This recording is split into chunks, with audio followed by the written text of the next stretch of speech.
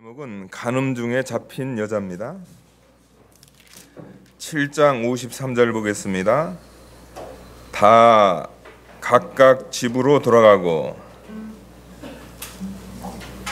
이 말씀을 하시게 된 그 시기는 그 7장 2절 보게 되면 초막절이라고 했습니다. 그러니까 이스라엘 백성들이 광야 40년 그 텐트 생활을 잊지 않고 그것을 기념하기 위해서 그들이 일주일 기간 동안 초막을 짓고선 그 밖에서 이렇게 생활하는 그건데요. 그것이 다 끝난 다음에 이제 다 각각의 이제 자기 집으로 이렇게 돌아가고, 우리 예수님께서는 8절 보니까요, 감람산으로 가시다. 예루살렘 근처에 있는 그 감람산, 늘 습관을 따라서 기도하셨던 그 감람산으로 가셨다가 기도하시고 다시 아침에 다시 성전으로 들어오시니 백성이 다 나오는지라 저희를 가르치시더니, 기도하시고 내려오셔가지고 성전에서 우리 예수님 나오니까 많은 사람들이 또 예수님께 나와가지고 그들에게 하나님 말씀을 증거하고, 그 초막절이 끝난 그 주간에 우리 예수님께서 이 사건을 이렇게 접하게 되는데요. 그 말씀 가르치고 있는데 3절 보니까요, 서기관들과 바리새인들이 간음 중에 잡힌 여자를 끌고 와서 가운데 세우고, 서기관들과 바리새인들, 그 예수님을 이렇게 반대해가지고 예수님의 이 복음 운동, 예수님의 이 은혜의 말씀 전하는 것, 이것을 싫어해서 예수님을 이렇게 올무에 걸리게 하고요, 그 다음에 예수님을 고소하려고 하고, 예수님을 시험하려고 간음 중에 잡힌 여자를 끌고 와서 예수님께 데리고 왔습니다. 그러니까 이 여인은 결혼한 여인입니다. 결혼했는데 그 결혼한 여인이 그 가정에 대한 그 도리를 지키지 않고 이 간음하다가 이 몸을 팔다가 그 현장에서 이렇게 잡혀가지고 서기관과 바리새인들이 이 여인을 끌고 왔습니다. 와가지고 4절 보니까 예수께 말하되 선생이여, 이 여자가 간음하다 현장에서 잡혔나이다. 모세는 율법에 이러한 여자를 돌로 치라 명하였거니와 선생님은 어떻게 하겠습니까? 저희가 이렇게 말하면 고소할 조건을 얻고자 하여 예수를 시험함이로라. 간음 중에 잡힌 여자를 데리고 와가지고 하는 말이 뭐냐면, 모세 율법에는 이러한 여자를 돌로 치라. 간음하는 여자, 간음하는 사람들 그 돌로 치라. 그게 하나님의 법이라는 거죠. 신명기 17장 7절이라든가 이게 모세 율법입니다. 아니, 그러면은 물어볼 것도 없이 가서 돌로 치든가. 법이 그러니까. 그 모세 율법대로 그 재판장한테 끌고 가가지고 그렇게 하면 될 거 아니에요. 그런데 자기네들은 그 내용, 그 간음하다 잡힌 사람을 어떻게 하는지 그걸 다 알고 있습니다. 모세 율법에는 돌로 치라 명령했습니다. 알고 있는데 그 여인을 굳이 어떻게 했냐면 데리고 왔다는 거죠. 예수님께 데려왔다는 거죠. 그러니까 예수님께 데려온 이유가 있는데, 그것은 이들이 모세 율법을 몰라서가 아니고 왜 데려왔냐면은 저희가 이렇게 말하면 고소할 조건을 얻고자 하여 예수님을 시험함이로라. 그들의 의도, 그들이 원하는 것은 뭐냐면 모세 율법을 지켜가지고 이 여인을 사형시키는, 그것이 그들의 의도가 아니고, 그들의 의도는 뭐냐면 그 예수님의 그 은혜의 복음을 전하는 것을 가로막고, 하나님의 복음 운동을 가로막고, 예수님을 그 율법의 올무, 모세 율법에는 이렇게 하라겠는데 당신은 어떻게 하겠습니까? 모세 율법대로 돌로 치라 그러면은 예수님도 별반 다를 게 없네. 그러면 돌로 치지 말라고 하면은 모세율법은 돌로 치라고 했는데 모세율법을 어기는, 그러니까 예수님을 시험하려고 그들이 이렇게 이 여인을, 이 간음 중에 간음하다가 현장에 잡힌 그 여인을 데리고 왔다는 거죠. 그들을 향해서 우리 예수님께서 6절 하반절 보니까요, 예수께서 몸을 굽히사 손가락으로 땅에 쓰시니, 예수님께서 몸을 굽히셔가지고요 땅에다가 뭘 이렇게 쓰셨습니다. 근데 여러분들, 땅에 뭐 썼는지 그건 중요한 게 아닙니다, 여러분들. 예. 여기서는 우리가 이 내용 중에서는 그 전체적인 그 성경에 있는 내용만 가지고도 얼마든지 이 의미를 파악할 수 있고, 또 예수님께서 하신 말씀 그것만으로도 이 의미를 우리가 파악할 수 있습니다. 알지도 못하는 거 그냥 억지로 이렇게 해석할 필요는 없습니다. 예. 예수께서 몸을 굽히셔가지고 손가락에다 이렇게 땅에 쓰셨습니다. 그러니까 저희가 묻기를 마지 아니하는데 빨리 얘기하라는 거죠. 예. 모세율법에는 돌로 치라고 했는데 어떻게 이 여인 죽일까요? 돌로 칠까요? 아니면 당시 은혜의 말씀을 그렇게 전하는데 이 여인 그냥 놔줄까요? 도대체 당신은 어떻게 할 겁니까? 예수님께 묻기를 마지 않았습니다. 그러니까 이제 예수님께서 일어나셔가지고 이제 말씀합니다. 너희 중에 죄 없는 자가 먼저 돌로 치라. 우리 예수님께서는 그 율법의 그 규례를 따라가지고 너희 중에 죄 없는 자가 먼저 돌로 치라 겁니다. 그러니까 이렇게 간음하는 그런 현장에서 이렇게 잡혀오게 되면은 어떻게 되냐면 그 간음하는 현장을 목격한 그 증인들이 있을 거 아닙니까? 그러면 하나님께서는 어떻게 하냐면 그 증인들이 그 사형수에게 어떻게 하냐면요 안수를 하는 겁니다. 내가 이 사람의 그것에 대해서 내가 목격자다, 내가 증인이다, 안수를 하고 그 외에 다른 사람들은 말할 필요가 없어요. 왜냐하면 자신들은 보지도 않았으니까요. 자신들은 보지도 않으니까 그 사람에 대해서 뭐 정죄할 수 없습니다. 증인들만 그 사람 그 죄인 머리에다가 안수를 하고 그 다음에 증인들이 돌로 치는 겁니다. 증인들이 돌로 치고 이제 그 형을 집행을 하는 거죠.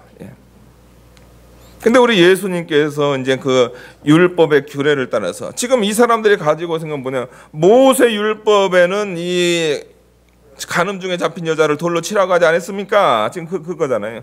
그러니까 우리 예수님께서는 그 모세 율법에 있는 그 규례를 가지고 신명기 17장 7절에 있는 그 규례를 가지고 너희 중에 죄 없는 자가 먼저 돌로 치라 겁니다. 그런데 이 말씀은 여러분들 우리 신명기에 나온 그 죄인 돌로 치라 이 말씀은 무슨 말씀이냐면요. 그러니까 함부로 사람을 이렇게 위증한다든가, 그러니까 이 증인에 대해서 그 신중성을 귀하게 하기 위해서 그 증인들이, 그걸 목격한 사람들이, 그 증인들이 먼저 안수를 하고 그 돌로 치게 했다는 거죠. 그것이 이제 이 신명기 모세율법의 그 형 집행 방법입니다. 그런데 우리 예수님께서는 그거를 그대로 하지 않으시고요. 어떻게 했냐면요. 너희 중에 죄 없는 자가 먼저 돌로 치라.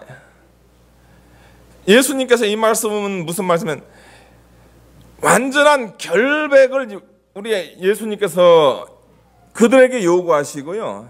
지금 예수님께서 우리 모두에게 요구하시는 것이 뭐냐면 완전히 결백한 사람은 어떻게 하냐면 돌로 치라는 거죠.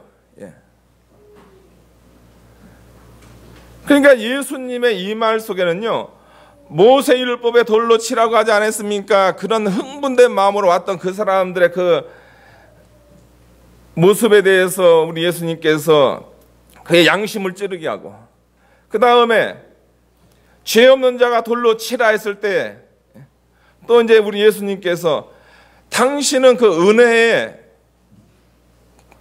은혜의 말씀을 선포하고 하나님의 복음의 말씀을 선포하는 그런 자로서 그 사명을 감당하시기 위해서 그 신명기에 있는 그 말씀을 그대로 이렇게 하신 것이 아니고, 여기에서는 이 사건의 그 본질을 파악하게 하기 위해서 우리에게 요구하시는 것이 있는데, 그것은 뭐냐면 완전히 결백한 사람만 돌로 치라 그럽니다. 그럼 여러분들 잘 아시는 대로 완전히 예수님 말씀대로 너희 중에 죄 없는 자가 먼저 돌로 치라 하게 되면은 돌 던질 사람이 어디 있습니까, 여러분들? 그러면 이 말씀을 우리가 오해해가지고 재판장도 재판을 못하는 거 아닙니까? 재판장 재판 못하잖아요. 너희 재판장 중에 죄 없는 자가 돌로 치라 하면은 판결해라 했으면 어떻게 됩니까? 판결을 못하잖아요. 죄 없는 재판장이죠. 다 그냥 털면 먼지 안 나는 그 사람 없고 다 있잖아요. 증인들도 마찬가지입니다.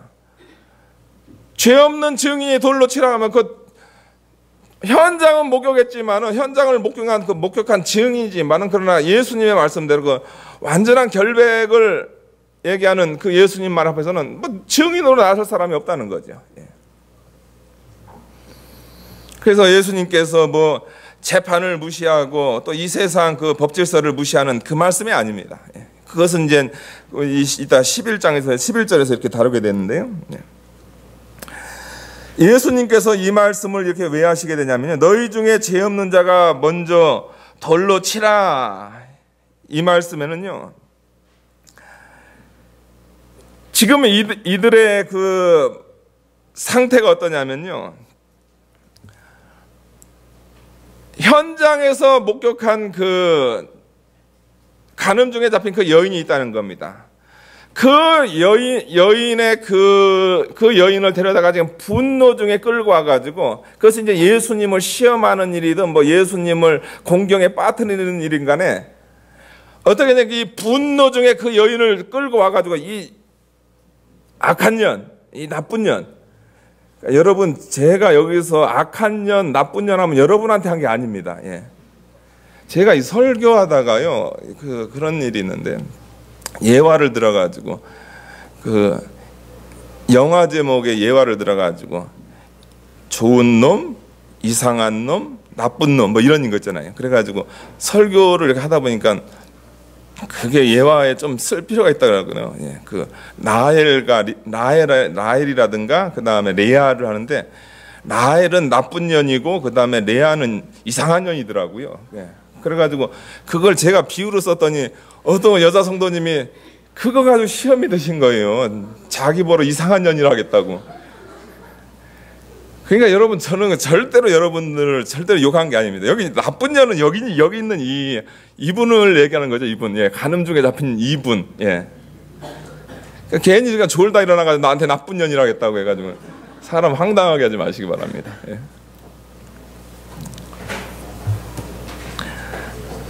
그러니까 여기서 이 본질은 뭐냐면요. 이 사람들이 그 흥분하는 게 있다는 거죠. 그 흥분하는 게 있는데 뭐냐면 다른 사람을 정죄함에 있어서 다른 사람을 정죄하고 다른 사람의 죄를 정죄함에 있어서 보통 인간들이 놓치고 인간들이 부족한 게 뭐냐면요. 자신의 그런 결백이라든가 이 자신을 돌아보는 그 일에 대해서는 부족하면서 다른 사람을 정죄하는 데는 너무나 적극적이라는 거죠. 다시 말해서 무슨 말이냐면요.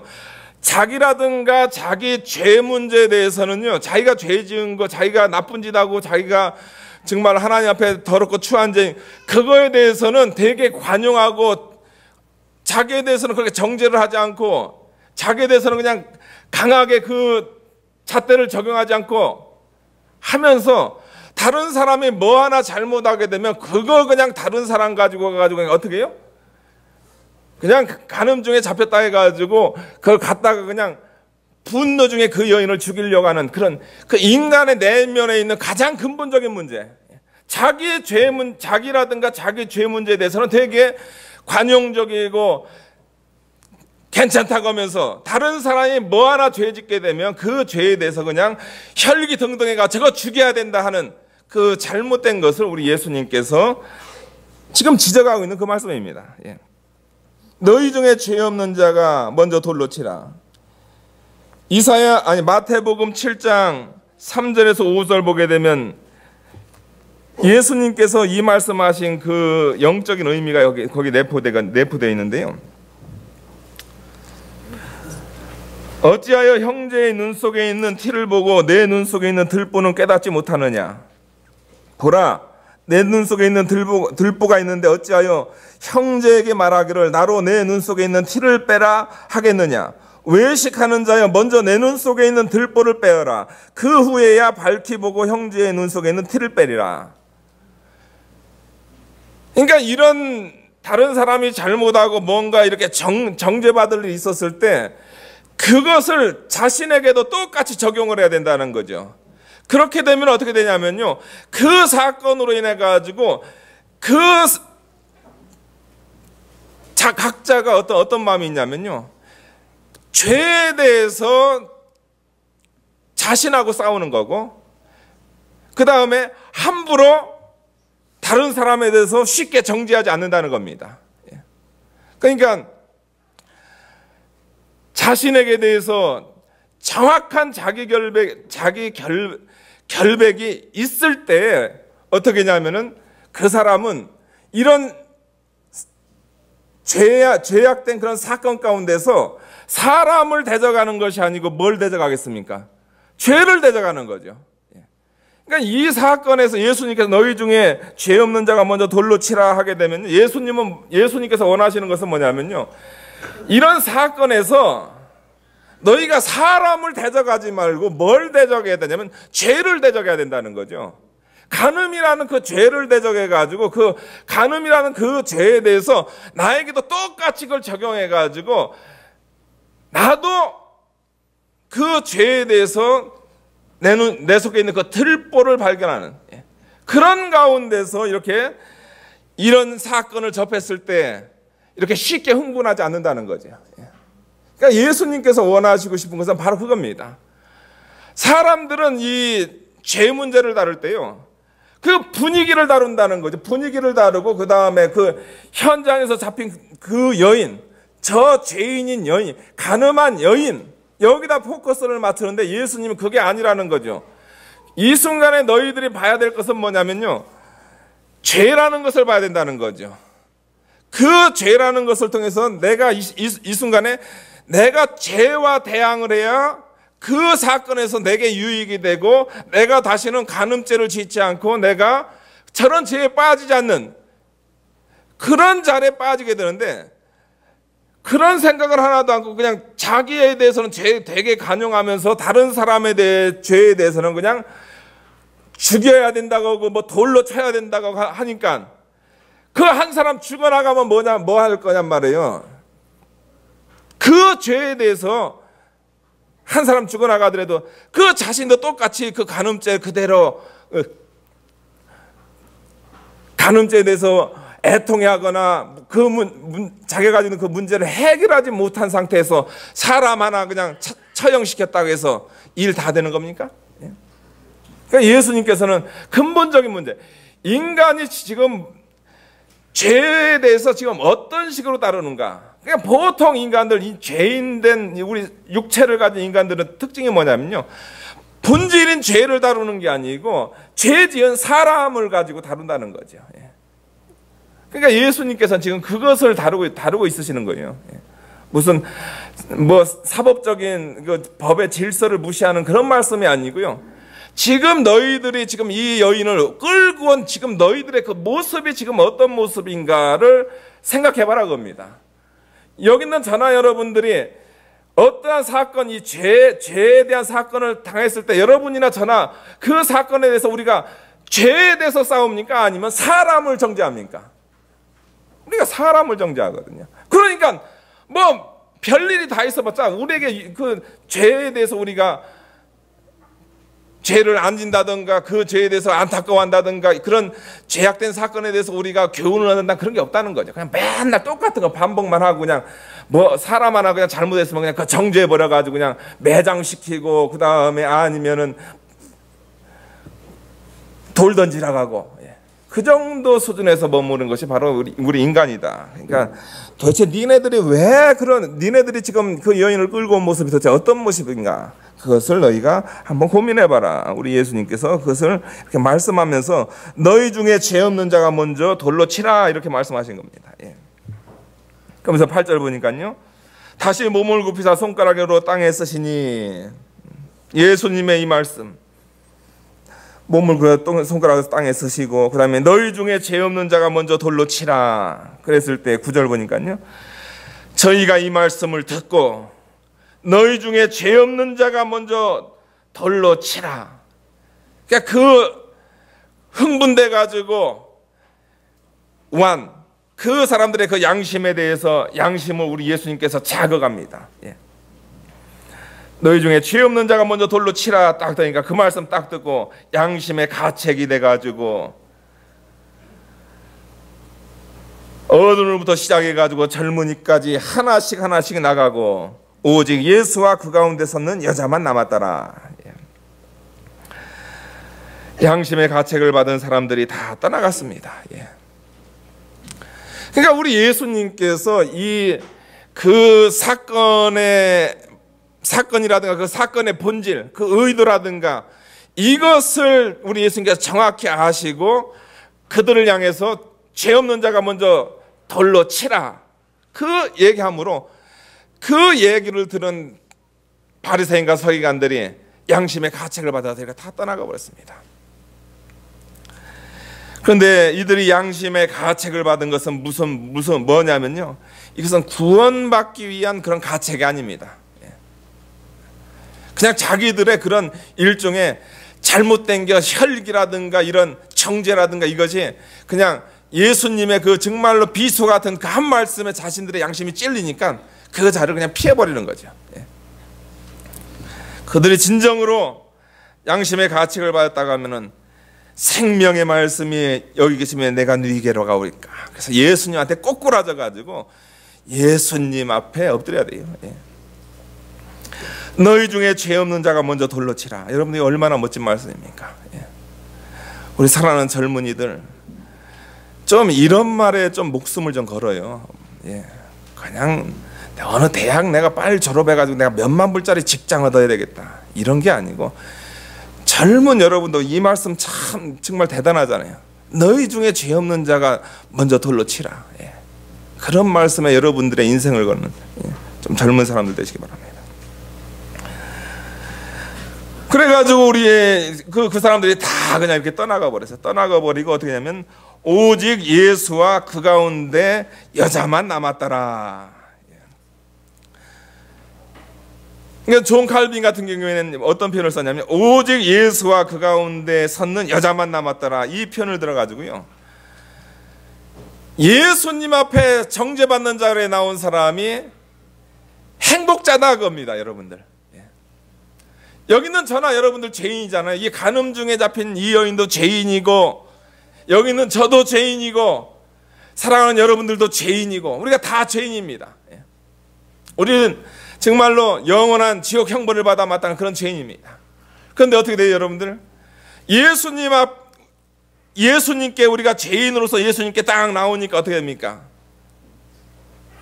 모든 정죄는 다 물러가고 오직 예수와 그 가운데 섰는 여자만 남았더라. 그 가운데 섰는 나만 남았더라. 그 여인의 마음이 어땠을까요, 여러분들? 아이고 이제 살았다. 이제 살았다예요, 여러분들? 그 여인은 자신의 그 더럽고 추한 죄를 철저히 깨닫고 내가 마땅히 죽어야 될 나였는데 예수님 때문에 내가 목숨 살았구나 하면서 그 여인은 정말로 낮아진 자세, 겸손한 자세로 그가 순종의 자세로 지금 예수님 앞에 딱 서 있다는 거죠. 이게 바로 행복자다 그겁니다. 사랑하는 여러분들, 죄인된 우리가 예수님과 오직 예수와 그 가운데 섰는 나만 남았더라. 이게 얼마나 행복장지 모릅니다. 여러분들 다 죄인인데, 다 죽어야 남았다는 죄인인데 여러분들이 다 지금 어떻게 됐어요? 간음 중에 잡힌 죄악 중에 잡힌 사람들 같이 끌려왔었는데, 율법에 의해서 다 죽을 줄 알았는데, 다 사망에 이를 줄 알았는데, 예수님 때문에 여러분들 다 살아났어요. 얼마나 행복자인지 모릅니다. 그러면서 우리 예수님께서 10절을 보니까 예수께서 일어나 여자 외에 아무도 없는 것을 보시고 이러시되, 여자여 너를 고소하던 그들이 어디 있느냐? 너를 정죄하던 자가 없느냐? 너를 고소하던 사람들이 어디 있느냐? 너를 정죄해가지고 너를 돌로 치라 했던 그 사람들이 다 어디 있느냐 말이에요. 그러니까 그 여인이 대답하되 주여 없나이다. 11절 보니까 예수께서 가라사대 나도 너를 정죄하지 아니하노니 가서 다시는 죄를 범하지 말라. 그 여인을 향해서 우리 예수님께서 그러면 나도 너를 정죄하지 아니하노니, 우리 예수님도 그 여인을 정죄하지 않습니다. 우리 예수님께서는 이 땅에 하나님의 복음운동을, 은혜의 말씀을 전하러 왔지, 자기가, 우리 예수님은 뭐 심판자 사법권으로 오신 분이 아니잖아요. 우리 예수님이 무슨 재산 분배하러 오신 분이 아니잖아요. 우리 예수님이 가늠한 여인 돌 던지러 온 분이 아니잖아요. 나도 너를 정죄하지 아니하노니, 우리 예수님께서는 그 여인에게 하나님의 은혜의 말씀을 전하고, 그 다음에 하나님의 약속을 전하고, 하나님의 그 회개의 말씀을 전하고 그 여인을 돌려보내게 됩니다. 그러니까 여기서 우리가 이렇게 한 말씀, 여기서 우리가 살펴봐야 되는 게 뭐냐면요, 나도 너를 정죄하지 아니하노니, 이 말씀 속에는 그런 의미가 있다는 거죠. 그런데 이제 이 말씀을 우리가 잘못 오해해가지고, 야 예수 이거 봐라, 우리 예수님께서도 간음 중에 잡혔는데 그 사람을 정죄하지 않았다는 거죠. 그 사람을 죽이지 않았다는, 사형시키지 않았다는 거죠. 그래가지고 이제 뭐라고 하냐면요, 간음 중에 잡힌 여자들을, 그러니까 간음이라는 그 범죄에 대해서 우리가 법 집행할 필요가 없다는 겁니다. 그렇게 잘못 해석했어요. 근데 예수님은 그거 말씀하신 것이 아니죠. 우리 예수님은, 우리는, 예수님은 지금 무슨 재판관의 그 재판을 하지 말라, 그 다음에 사법 질서를 무너뜨려라, 그 재판관 필요 없다, 그 말씀하신 게 아니잖아요. 우리 예수님께서 얘기하고 싶은 것은 뭐냐면 죄 용서에 관한 문제를 얘기하고 싶었잖아요. 예수님은 인간의 죄 용서에 관한 문제를 위해서 이 땅에 오셨고, 그 다음에 사랑하는 저나 여러분들은 뭐냐면 우리가 재판장이 아니잖아요. 우리가 판사가 아니잖아요. 우리는 뭡니까? 우리는 뭐냐면은 우리도 내 속에 죄가 있다는 거죠. 그 죄에 대해서 죄를 정확히 알고, 그 죄에 대해서 먼저 내 속에 있는 들보를 발견한 다음에 감정적으로 죄에 대해서 사람을 정죄하는 것이 아니고, 정말로 내 속에 있는 들보를 발견해 가지고 죄와 싸우는 그런 존재가 되라고 우리 예수님께서 우리에게 교훈해 주신 거 아닙니까? 근데 그 말씀을 오해를 해가지고 어떻게 하냐면요, 예수님께서도 나도 너를 정죄하지 않으니까 예수님께서 간음한 여인 정죄하지 않았다고 합니다. 여러분 잘 아시는 대로 이번 주간에, 지난 주간에 무슨 일이 있었냐면요, 대한민국이 간통죄가 폐지돼 버렸어요. 뭐 대한민국에서 간통죄 폐지된 거하고 캐나다에서 간통죄 폐지된 거, 그거 우리하고 뭔 상관이냐고. 근데 이래나 저래나 우리는 얼굴 딱 보면 다들 한국 사람이잖아요, 여러분들. 여러분 한국 사람이잖아요. 그러니까 이래나 저래나 우리 한국의 영향력을 받고 있고,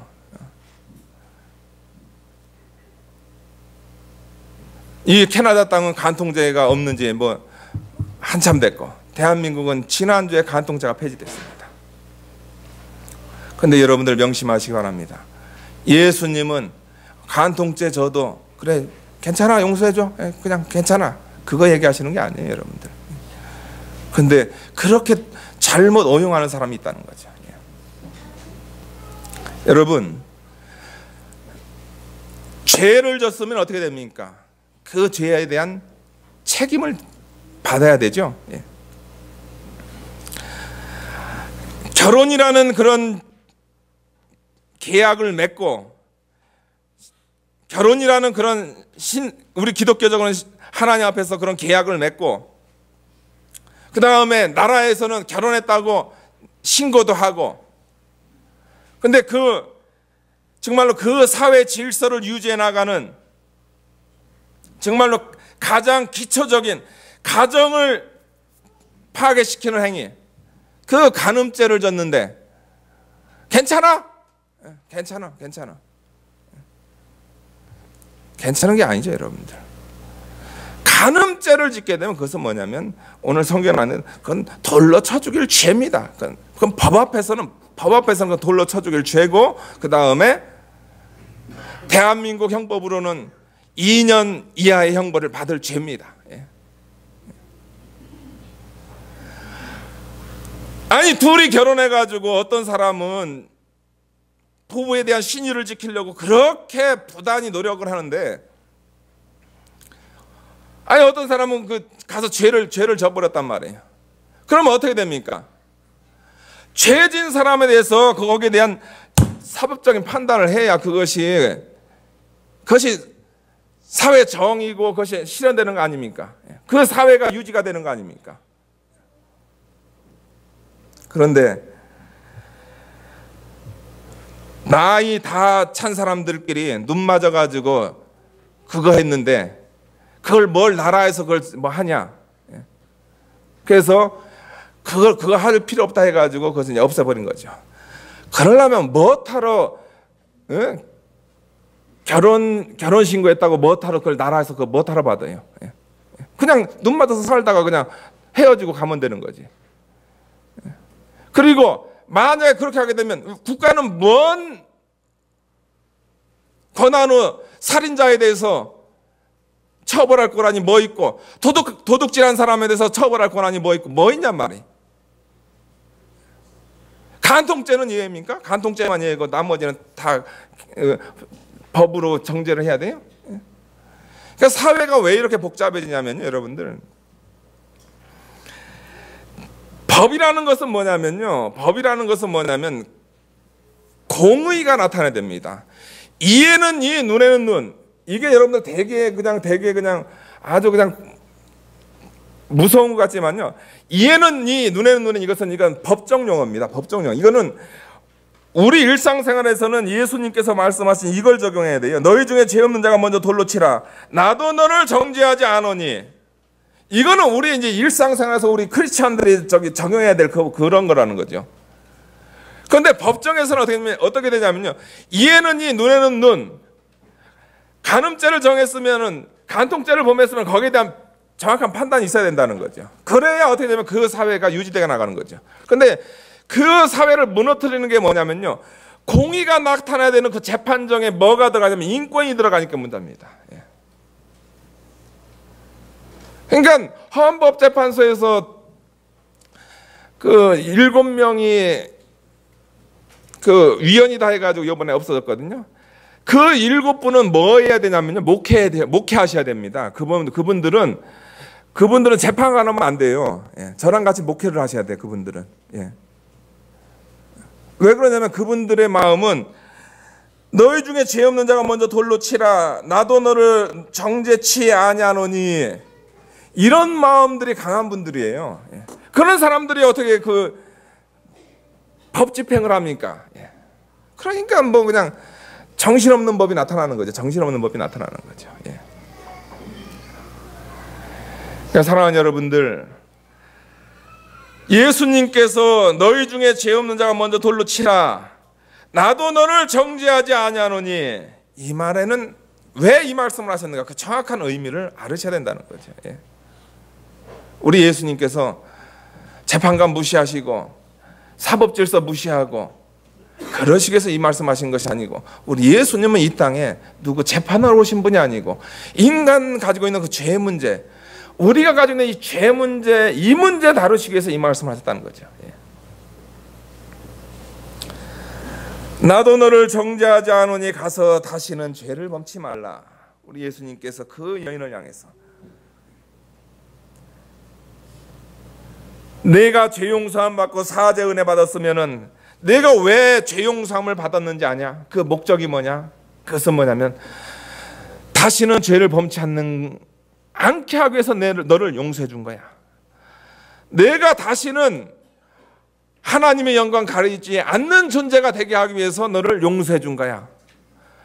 너를 통해서 하나님 영광 받기 위해서 하나님께서 너를 용서해 주신 거야. 그러니까 다시는 가서 죄를 범치 말라. 우리 예수님께서 그 여인에 대해서 왜 너에게 사죄 은혜를 줬는지 우리 예수님께서 그 사죄 은혜의 목적을 이렇게 말씀하고 있습니다.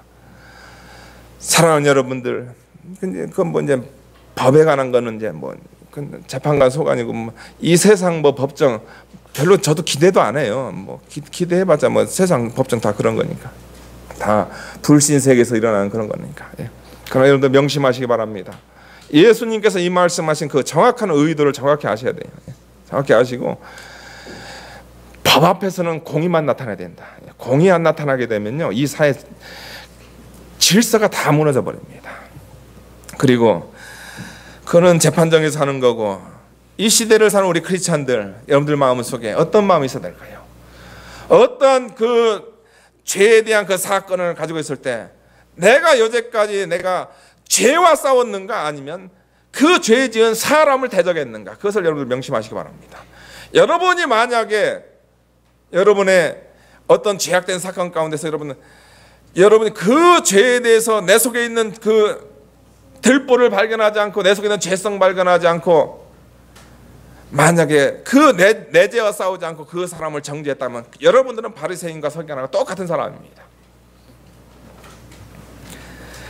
예수님께서 말씀하는 너희 중에 죄 없는 자가 먼저 돌로 치라. 죄 문제를 다룰 때는 여러분 속에 있는 그 내면에 있는 그 결백을 우선순위 둬야 너희가 바른 판단하고 거기서 죄 문제에 대해서 너희가 바로 설 수 있다.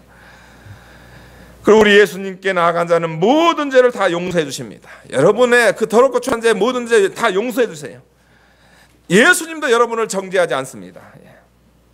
그런데 명심해야 될 것은 뭐냐? 왜 예수님께서 여러분을 정죄하지 않는가? 왜 예수님께서 여러분에게 은혜를 베푸셨는가? 그것은 뭐냐면 가서 다시는 죄를 범치 말라. 여러분 죄 범하지 말라고, 거룩한 삶을 살라고, 하나님께 영광 돌리는 삶을 살라고 여러분들을 재용서해 주신 겁니다. 이런 예수님의 재용서의 은혜를 여러분들 정확히 하시는 여러분들 되시길 축원하겠습니다. 기도하시겠습니다. 거룩하신 하나님 아버지, 감사합니다. 간음 중에 잡힌 한 여인의 이 사건을 통해서 우리가 죄악된 사건, 이런 간음의 사건이라든가 이런 것을 또 다른 죄악에 관해서 우리가 사건을 접할 때 내 모습이 과연 어땠는가? 내 모습이 서기관과 바리새인들처럼 죄에 대해서 대적한 것이 아니고 혹시 그 사람에 대해서 싸우고 내 내면에 있는, 내 속에 있는 들보에 대해서 이 죄 문제를 대적해서 내 죄에 대한 이것을 싸우고 영적 유익을 위해서 한 것이 아니고 단지 사람 하나 생매장시키는 것, 그것을 위해서 내가 살지 않았는가? 이 시간 철저히 회개하는 저희가 되게 도와주시옵소서. 예수님의 이름으로 기도하옵나이다. 아멘.